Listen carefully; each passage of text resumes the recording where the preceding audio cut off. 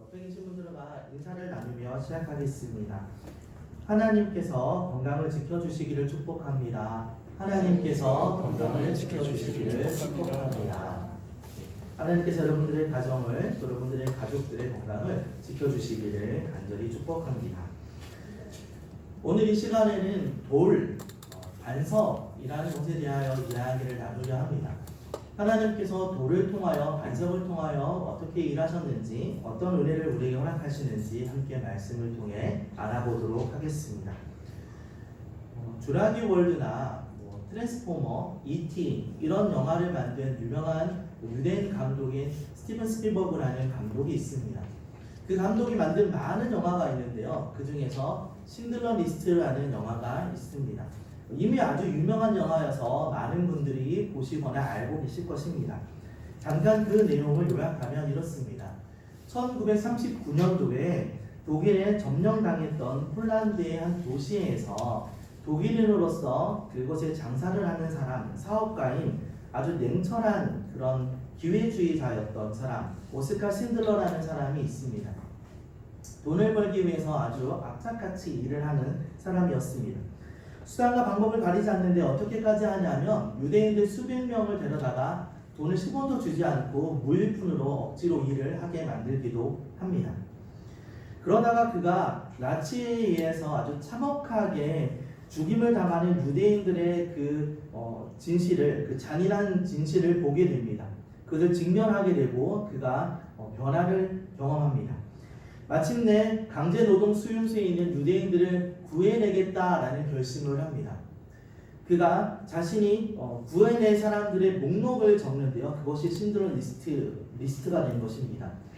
그가 그렇게 악착같이 모았던 모든 돈, 그가 전 재산을 다 들여서 사람들을 구하기 시작합니다.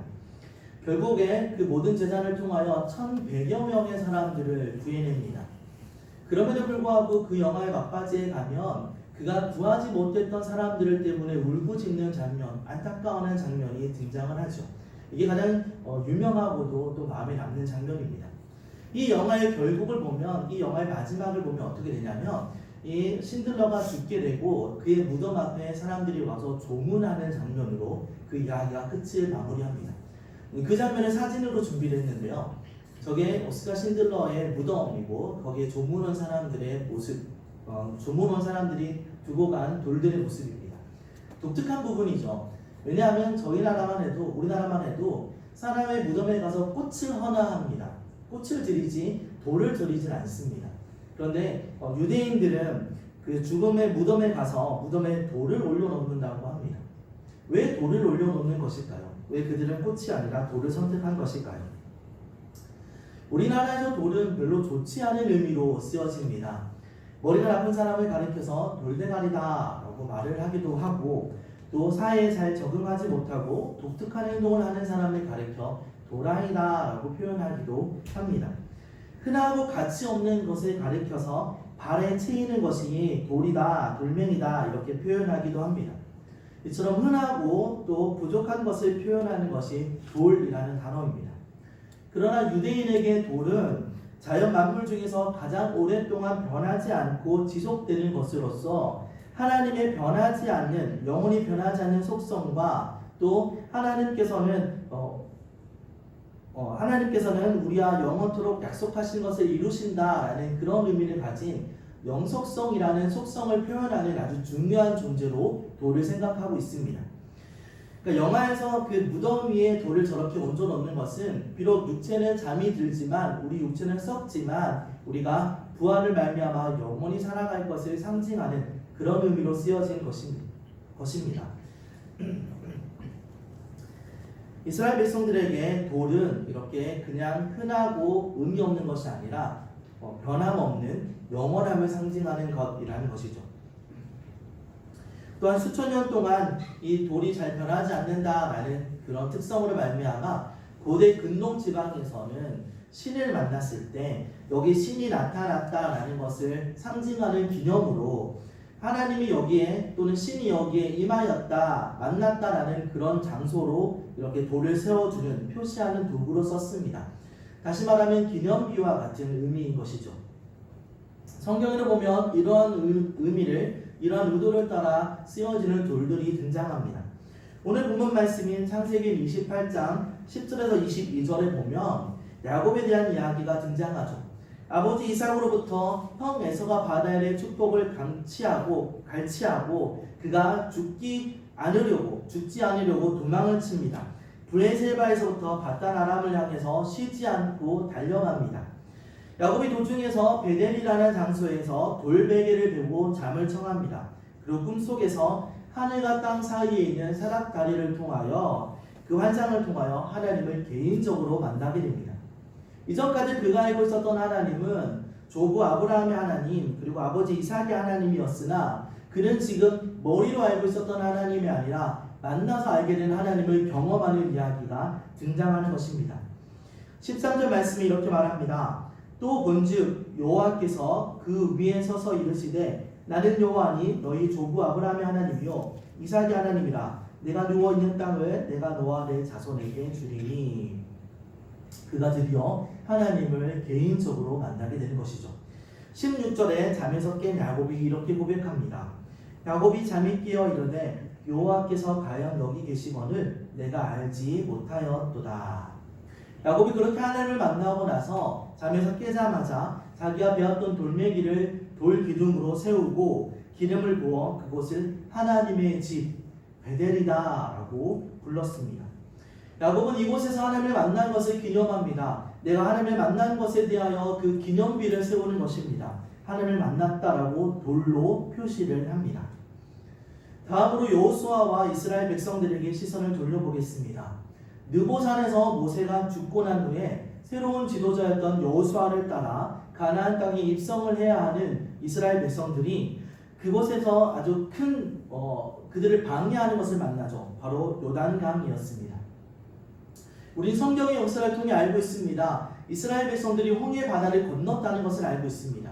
그럼 이것도 문제가 되지 않아야 하겠죠. 그러나 지금 문제가 무엇이냐면 홍해 바다를 건넜던 것은 40년 전 이스라엘을 애굽을 벗어난 첫 번째 세대의 사람들의 이야기입니다. 지금 홍해 바다 요단강 앞에 서 있는 이들은 하나님의 역사를 경험하지 않았던 홍해 바다 역사를 경험하지 않았던 출애굽 2세대 사람들입니다. 그들은 요단강 앞에 서서 하나님의 놀라운 기적을 경험해야 하는 사람들인 것입니다. 홍해 바다를 갈랐던 그 어른들의 이야기, 그렇게 생각했던 이야기 앞에서 이제 그들이 직접 하나님을 경험해야 되는 사건이 이 요단강입니다. 당시의 시기상 모맥을 거두는 시기, 우기 말기의 시기에, 그래서 물이 아주 가장 많이 차오르는 범람하는 시기에 하나님은 그들을 요단강을 건너게 하시는 역사로 경험케 하십니다. 여호수아 3장 16절에서 17절에 곧 위에서부터 흘러내리던 물이 그쳐서 사르단에 가까운 매우 멀리 있는 아담 성읍 변두리 일어나 한 곳에 쌓이고 아라비아 바다 여매를 향하여 흘러가는 물은 온전히 끊어짐에 백성이 여리고 앞으로 바로 건널세 여호와의 언약궤를 맨 제사장들은 요단 가운데 마른 땅에 굳게 섰고 그 모든 백성이 요단을 건너가기를 마칠 때까지 모든 이스라엘은 그 마른 땅을 건너가더라.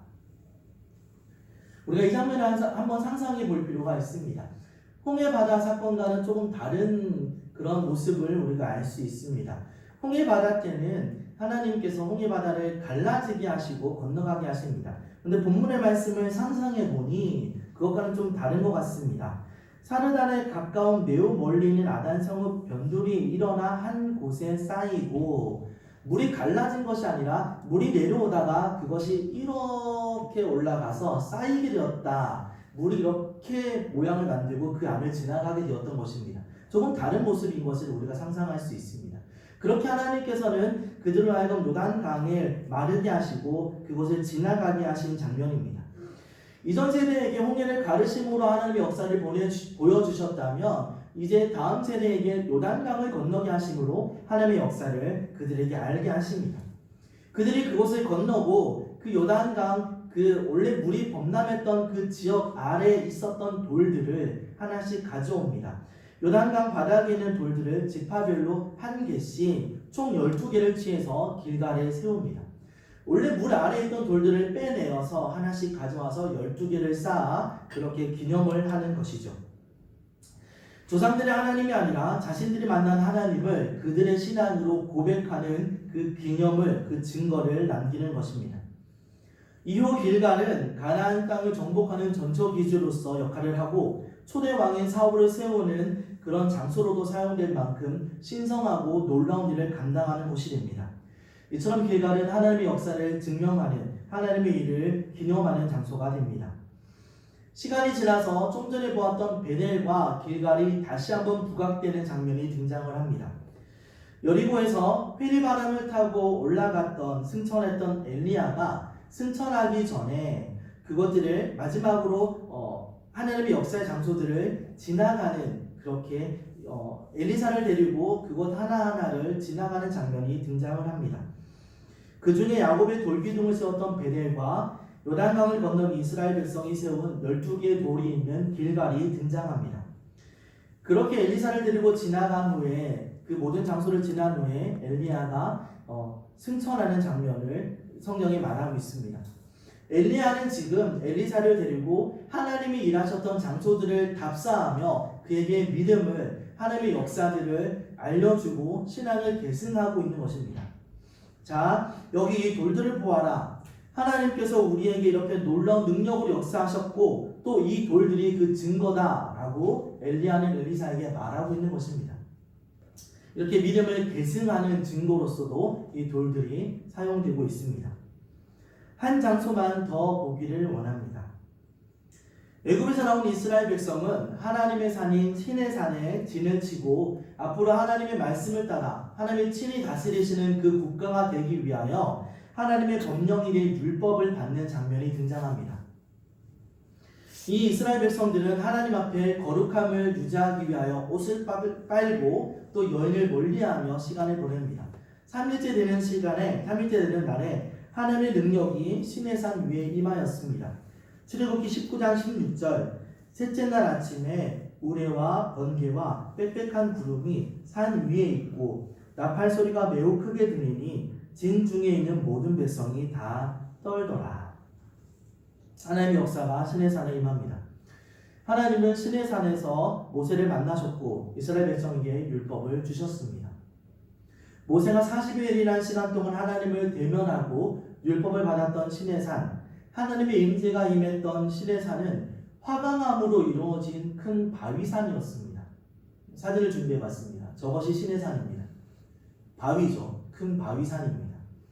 에이, 목사님 지금은 시간이 많이 지났으니까 없어진 거 아닐까요? 원래는 뭔가 많이 풍성하고 무성했던 건 아닐까요? 라고 생각할 수도 있습니다. 그럴 수도 있겠죠. 그러나 히브리어로 시내산이라는 말의 원어를 보면 가시산이라는 뜻입니다. 그 원어로 생각해 볼 때에도 이 시내산에는 뭐가 풍성하게 많았다기보다는 있었다 할지라도 얼마 없고 아마 바위로 가득했던 그 당시에도 큰 바위를 상징하는 그런 산이었을 것입니다.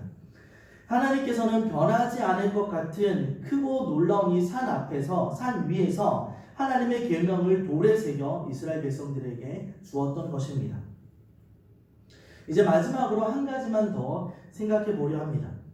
예수님의 비유를 보면 그 말씀들 가운데 우리에게 익숙한 내용 중에 반석 위에 지은 집이라는 이야기가, 비유가 있습니다.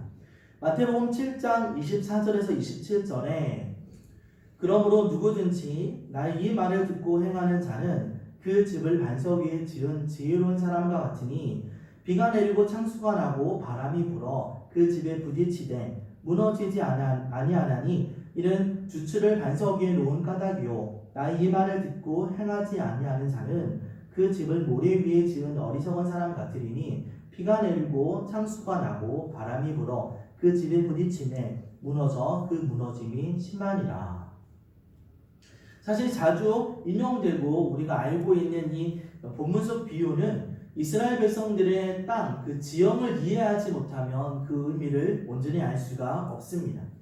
반석 위에 세운 집과 모래 위에 지은 집, 이것을 그림으로 그려보라고 하면 우리가 얼마만큼 잘못 생각하고 있었는지가 분명히 드러납니다.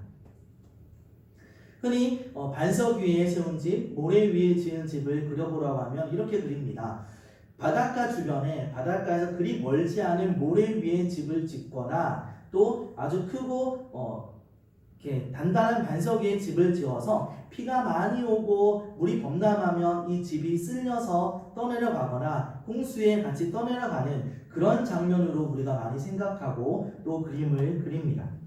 그러나 이스라엘 백성들의 살고 있는 그 땅은 지중해 연안에 있는 서부 해변의 해안 평안에 거한 것이 아닙니다. 지중해 해변에 있는 서부 해안 평야에 있는 것이 아니라 그들은 오히려 안쪽으로 들어와서 중앙 산지에 그 골짜기 지역에 그들이 집을 짓고 살았습니다. 그래서 우리는 이스라엘 백성들이 산 지역, 그러니까 그들이 살고 있었던 산과 그 골짜기 지역을 이해해야 이 의미를 바르게 이해한 것입니다. 이스라엘 백성들은 중앙 산지에서 산과 골짜기에 집을 짓고 살았습니다. 비가 오면 산지에 내린 비들이 땅에 흡수되는 것이 아니라 골짜기로 지나갑니다. 왜냐하면 그들이 가지고 있는 토양이 흙이 아니라 돌로 되어 있는 석회암 바위로 되어 있기 때문입니다. 그래서 석회암 바위는 비가 내리면 흡수가 아니라 그 바위에 있는 구멍들을 통하여서 물이 내려갑니다. 그래서 골짜기로 여러 갈래에서 나오는 물들이 합쳐져서 비가 그리 많이 오지 않고 그리 오랜 시간 오지 않아도 홍수가 날 수 있는 그런 모형으로, 그런 모습으로 땅이 되어 있습니다. 자, 생각해 봅시다. 비가 옵니다. 비가 와서 그 석회암을 통하여 비가 내려 골짜기로 쭉 흘러갑니다. 많은 모래와 또 이렇게 흙들이 이렇게 내려가겠죠. 쭉 내려갑니다. 그래서 골짜기에 쌓여 있습니다. 그런데 이스라엘 백성은 6개월간 건기의 시간이 있습니다. 그럼 6개월 동안의 건기를 통하여 이 골짜기에 모여있던 토사물들, 흙들이 견고하고 단단하게 다져지게 됩니다. 그것을 보고 여기 평평하고 단단하고 괜찮은 땅이다 라고 생각하여 골짜기에 집을 짓게 되면 큰일이 납니다. 왜냐하면 다시 우기가 왔을 때 위에서부터 내려오는 물들과 토사물들로 집들이 쓸려 내려가게 되기 때문입니다. 여러분, 골짜기와 산 중에 집을 지으라고 하면 어디가 더 쉽겠습니까? 당연히 골짜기가 더 쉽습니다. 산 위에까지 무거운 그 짐들을, 집을 짓는 건축 자재들을 옮기는 것은 너무나도 힘들기 때문입니다. 그렇다고 해서 골짜기에 그냥 집을 지으면 분명히 우기 때 위험한 일을 경험하게 될 것입니다. 이스라엘 백성들은 골짜기가 아니라 산 위에 집을 짓습니다. 창수로부터 흘러내리는 그 물로부터 안전하기 위하여 우기 때 그렇게 쌓여진 토사나 그 모래층 위에 단순히 짓는 것이 아니라 안전하고 든든한 바위 위에 올라가는 것입니다. 다시 말하면 반석 위에 지은 집은 산 위에 지은 집이고 모래 위에 지은 집은 골짜기에 지은 집을 이야기하는 것입니다. 이런 이유로 성경의 시대 때부터 이스라엘 백성들은 집과 마을이 산 위에 있었습니다. 사진을 준비했습니다. 저렇게 집이 있습니다. 아주 높죠. 계속 높게 올라가고 있습니다. 평평한 평지가 아니라 이렇게 산 위에 집을 짓기 때문에 계단처럼 계속 이렇게 모양이 만들어져 있습니다. 이렇게 되어 있는 모양을 생각하고 나서 이 시대 배경을 생각하고 이렇게 예수님의 말씀을 읽으면 전혀 새롭게 이 말씀이 다가오게 됩니다. 집은 우기에 쓸려서 형성되고 건기에 굳어진 급하게 만들어진 곳 위에 지어서는 안 됩니다. 쉽지 않겠지만 높은 곳에 오랫동안 존재해왔던 방식을 따라 반석 위에 지어야 합니다. 신앙도 지속되는 하나님 말씀 위에서, 그 말씀 안에서 우리가 믿음의 고백 위에서 세워나가는 것입니다. 마태복음 7장 24절에는 그래서 이렇게 말합니다. 그러므로 누구든지 나의 이 말을 듣고 행하는 자는 그 집을 반석 위에 지은 지혜로운 사람 같으리니 라고 표현하고 있습니다. 여러분들, 지금까지 제가 돌에 대해서, 반석에 대해서 이야기를 합니다. 아니, 목사님 왜 굳이 저렇게 별로 크게 의미 없어 보이는 이야기들을 하고 계시나 라고 생각하실지도 모릅니다. 그러나 우리가 이 내용들을 다시 한번 생각해 볼 필요가 있습니다. 말씀을 정리하려 합니다. 이런 말이 있습니다. 상처받은 것은 모래에 새기고 은혜 받은 것은 반석에 새겨라, 돌에 새겨라 라는 이야기가 있습니다. 모래에 새겨진 상처나 슬픔들은 물이나 바람 위에서 씻겨 사라지게 될 것입니다. 그러나 반석에 돌에 새긴 은혜는 오랜 시간 동안 남아있을 것입니다. 우리 너무 쉽게 잊어버립니다. 그렇게 우리는 잊지 않도록 기억하기 위하여 노력해야 합니다. 자연 만물 중에 돌은 변하지 않는 것의 대표입니다. 물론 돌도 시간이 지나면 바람에 의해서 또 바닷가에 있는 바위는 물에 의해서 여러 가지 요소들에 의해서 변화되고 이렇게 깎여져서 그들이 변화되기도 합니다. 그러나 이스라엘 백성들은 자신들이 가진 것 중에 변하지 않는다고 여겼던 그 돌을 통하여 하나님의 임재를 기억하고 하나님의 은혜를 기억하려고 노력했습니다. 변하지 않는 그것 위에 하나님의 은혜를 새기려는 그 마음을 우리가 기억할 필요가 있습니다. 이스라엘 백성들은 이 돌들을 보며 하나님의 은혜를 생각합니다. 베들에 세워져 있는 그 돌을 보며 야곱을 만났던 하나님의 은혜를 기억합니다. 길갈에 세워져 있는 12개의 돌을 보며 하나님께서 이스라엘 백성들을 어떻게 인도하셨는지를 기억합니다. 신의 산을 바라보며 저 커다랗고 변하지 않는 그 산, 바위산을 보며 변하지 않는 하나님의 약속을 기억하고 있었을 것입니다.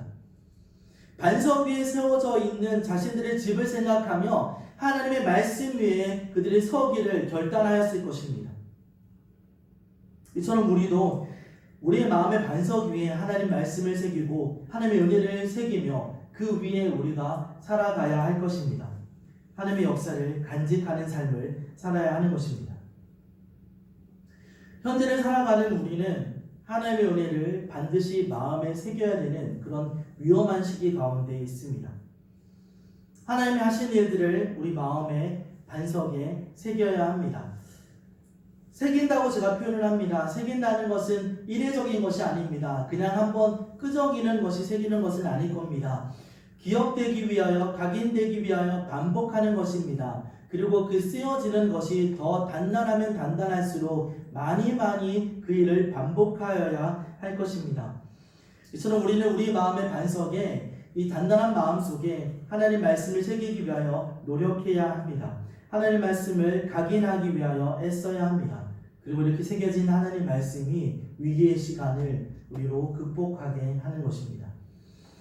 하나님께서 그렇게 말씀하셨지, 성경이 이렇게 말씀하셨지, 하나님께서 이스라엘 백성들을 이렇게 인도하셨지, 하나님께서 놀라운 기적 가운데 이스라엘 백성들을 인도하셨지, 그 하나님이 나의 하나님이지, 하나님이 나와 함께 하시지. 우리가 하나님 말씀을 기억하고 하나님 말씀을 우리 마음의 반석에 새길 때 우리가 이 모든 위기의 시간들을 반드시 이겨나갈 수 있을 것입니다. 우리는 기념비를 새겨서 그 일들을 기념하고 그 업적을 추앙하는 것처럼 우리 마음의 기념비에, 우리 마음의 반석에 하나님의 일들을 새겨야 합니다. 그리고 그것을 기억하고 꺼내보고 계속 반복하는 일들을 해야 합니다. 우리는 하나님의 은혜를 계속해서 되새김질하는 사람이 되어야 합니다. 여러분, 잊지 않으시길 바랍니다. 위기를 이기는 가장 좋은 방법은 하나님의 은혜를 기억하는 것입니다. 다시 한번 말씀드립니다. 위기를 이기는 가장 좋은 방법은 하나님의 은혜를 기억하는 것입니다. 이것이 저와 여러분의 고백이고 이 험난한 또 위기의 시간을 지나가는 우리가 가져야 할 마음의 자세일 것입니다. 받은 은혜를 새기고 기억하는 저와 여러분 모두가 될 수 있기를 간절히 소원합니다. 기도하겠습니다.